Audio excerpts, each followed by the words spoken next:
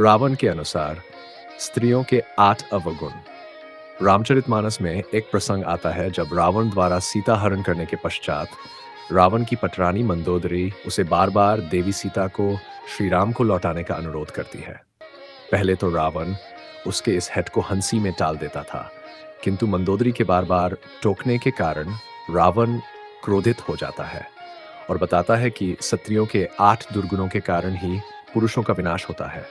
यहाँ महिलाओं से मेरा अनुरोध है कि वे इस दोहे को व्यक्तिगत एवं अन्यथा ना लें, क्योंकि धर्म की व्याख्या अत्यंत सूक्ष्म होती है। यहाँ तुलसीदास जी ने रावण के मुख से महिलाओं के लिए जो कुछ भी कहलाया है उसके भी 2 रूप हैं। उस अवगुण के कारण जो एक बुरा पक्ष प्रकट होता है, वही स्त्रियों का एक बहुत बड़ा गुण भी बन जाता है। कहने का अर्थ है कि एक ही विचार के 2 पहलू उजागर होते हैं। दूसरा, ये सभी बातें रावण ने कदाचित इसीलिए कही थीं क्योंकि उस समय काल ने उसकी बुद्धि फेर दी थी। तुलसीदास ने रामचरितमानस में इस बात का वर्णन एक दोहे में बताया है। नारी स्वभाव सत्य सब कहीं, अवगुण 8 सदा उड़ रहीं, साहस अनत चपलता माया, भय अविवेक असौच अदाया। 8 अवगुण है।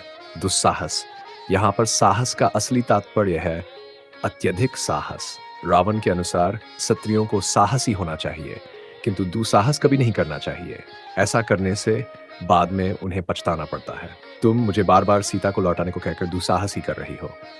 असत्य, दूसरे अवगुण के रूप में रावण मंदोदरी से कहता है कि स्त्रियां झूठ बोलती हैं। उनके हृदय में सत्य क्या है वह किसी को ज्ञात नहीं हो सकता। उनका ये व्यवहार एक दिन उनके अपमान का कारण बनता है, क्योंकि असत्य अंततः बाहर आ ही जाता है।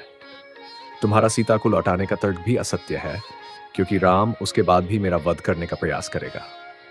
चंचलता, रावण के अनुसार स्त्रियां स्वभाव से चंचल होती हैं। उनकी इसी प्रकृति के कारण वे अधिक समय तक एक स्थान पर नहीं टिक सकती और उनके विचारों में भी परिवर्तन देखने को मिलता है। अपनी चंचलता के कारण वे सही समय पर सही निर्णय नहीं ले पाती। ठीक उसी प्रकार तुम भी अपनी चंचलता के कारण सही निर्णय नहीं ले पा रही हो।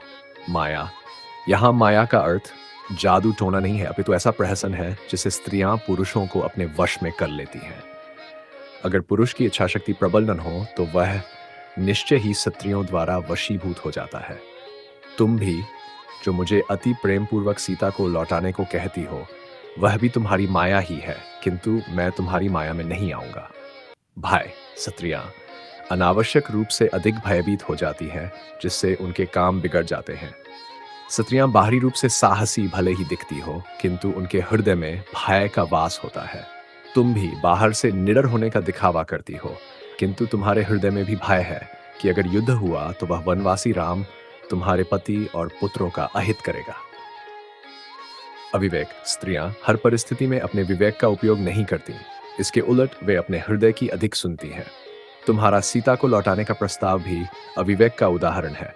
अभी तुम अपने हृदय से सोच रही हो, इसी कारण मुझे ऐसा सुझाव दे रही हो। अपवित्रता, यहाँ अपवित्रता का अर्थ स्त्रियों के सतीप से नहीं है, बल्कि देवराज इंद्र द्वारा स्त्रियों को अपने श्राप का भागीदार बनाने से है, जिसके कारण स्त्रियां रजस्वला होती हैं। रावण कहता है कि पुरुष भी अपवित्र रहता है, किंतु अगर वह चाहे तो सदा अपवित्र रह सकता है, किंतु स्त्रियां चाहकर भी रजस्वला होने के कारण पवित्र नहीं रह सकती। ठीक उसी प्रकार तुम्हारे विचार भी मेरे लिए अपवित्र है। निर्दयता, ईश्वर ने स्त्रियों को दया की मूर्ति बनाया है। सागर में भी इतने रत्न नहीं रहते जितनी दया स्त्रियों के हृदय में रहती है, किंतु जब वे कुछ बिगाड़ने पर आती हैं तो उनका हृदय दया से शून्य हो जाता है। इसी प्रकार अभी तुम मेरे प्रति बिना कोई दया दिखाए मुझे सीता को बार बार लौटाने का प्रस्ताव देती हो।